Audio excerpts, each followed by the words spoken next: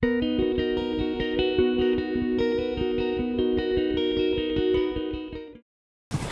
a young person, this film really moved me and helped me to understand more about the First World War. What do you think it is about film watching in general that will help to educate and help children learn?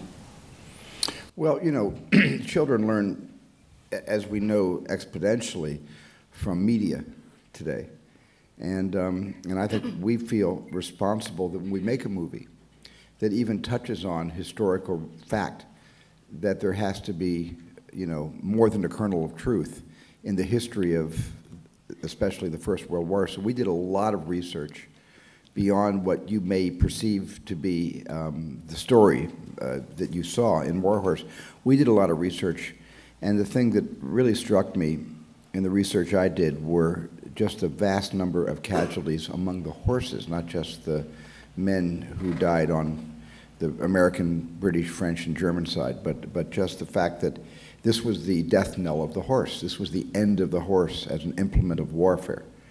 And it was an era, and I think kids would be interested in this, where the machine, the tank, the airplane, chemical warfare, it all kind of converged on the First World War, almost like an experimental war that was the war to end all wars. At least that's what they thought.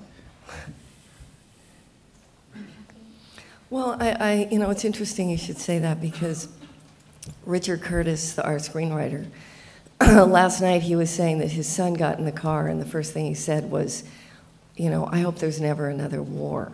He was so moved by the movie. And I think, you know, that's the power of imagery in motion pictures, is that you have an opportunity to put pictures to some of the things that you learn. And it has a tremendous power in how it communicates the horrors of war. Thank you very much. Actually, with Film Club previously, I interviewed a man called Robert King, who's the subject of a documentary called In the Land of the Free. And in this documentary, you learn that he was in solitary confinement for 39 years. And whilst interviewing him, I got the sense that he'd grown in strength in this time and wisdom. Do you think you saw these qualities with Michael Perry and Jason Burkett? Not really. They are still into this Perry was still in this kind of nihilistic mood and not accepting any responsibility. Of course, in my opinion, nobody should ever be executed. There shouldn't be capital punishment.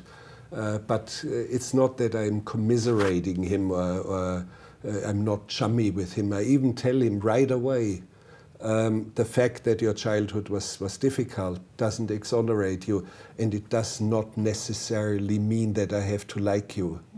I'm good, thank you. How are you? Very good, actually. You were involved in the film in so many different ways, directing, acting, writing. Could you give us any advice for someone like me to get to where you are? Keep making films, you know, take a digital camera and go out and tell stories. Because the nice thing that's happening in the world right now is that what you used to not be able to make films. You know, you'd have to get a film crew and all that. Now you can make your own films and you can get them out there. And if you have a voice, then that'll stick. It's a really nice time for young filmmakers.